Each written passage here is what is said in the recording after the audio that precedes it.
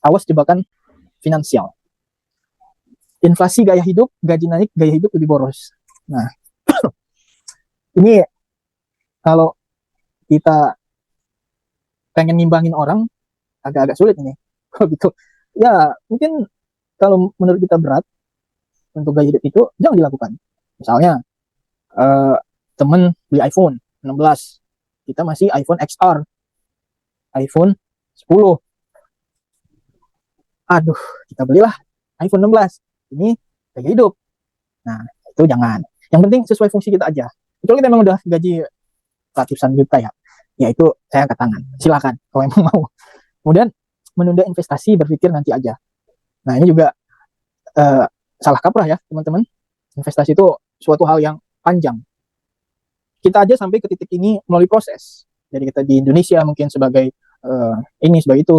Kita berproses sampai kita memiliki skill. Kemudian kita ke Saudi dengan skill itu.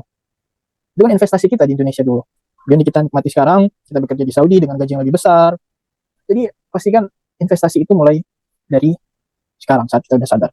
Kemudian yang ketiga, terlilit utang konsumtif dengan beli kartu kredit, foya-foya. Nah, kadang kartu kredit ini ada bagusnya juga kalau tidak riba.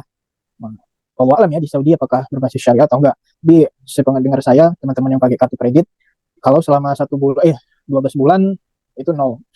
Nah, dicicil, ya mempermudah juga terkadang. Tapi kok segala sesuatunya hal yang nggak penting dibeli dengan kredit, tinggalkan.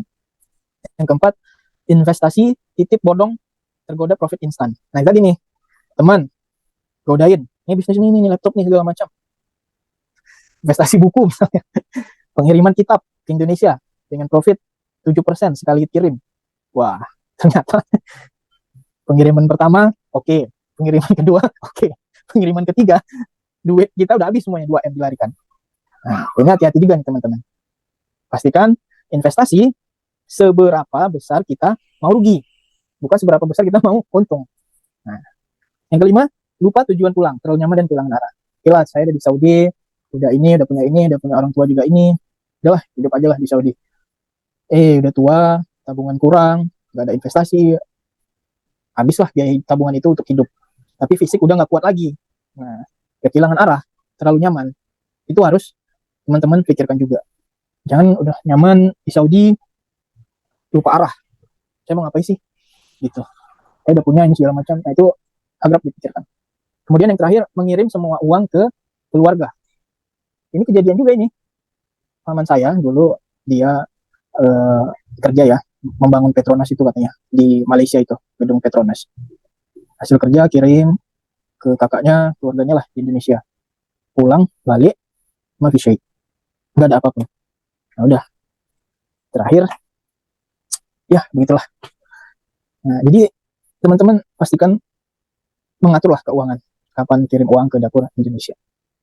Penutup, ini perlu kita pikirkan juga. Ya ayyuhalladzina amanu taqullaha wal tanzur nafsum ma qaddamat lighad wattaqullaha innallaha khabirum bima ta'malun. Refleksikan hari esok yang lebih baik ini dengan negeri akhirat.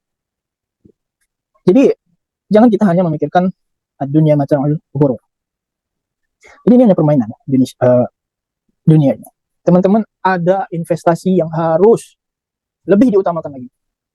Bagaimana kita di dalam kehidupan ini perlu memikirkan akhirat. Jangan terlalu hubud dunia. Nah, ini bahaya juga ini. Anak muda oke lah kan. Tapi kalau kita yang udah 30 ke atas biasanya udah mikir-mikir gitu. Apa sih yang mau kita persiapkan untuk negeri akhirat? Investasi yang selamanya abadan. Untuk amal ibadah kita, gimana kita bisa selamat di akhirat nanti. Ini ada beberapa amal jariah yang disampaikan oleh Rasulullah SAW.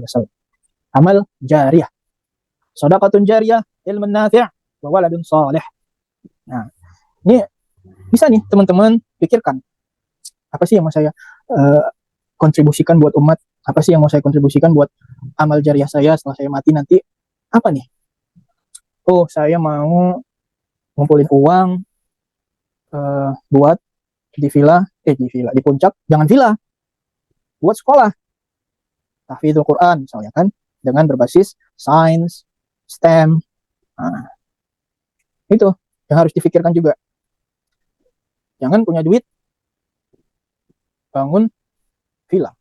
Nah, gak apa-apa kalau villanya itu menghasilkan uang, kemudian ya disetor lagi lah ke amal jariah, ke sesuatu yang bermanfaat bagi orang lain.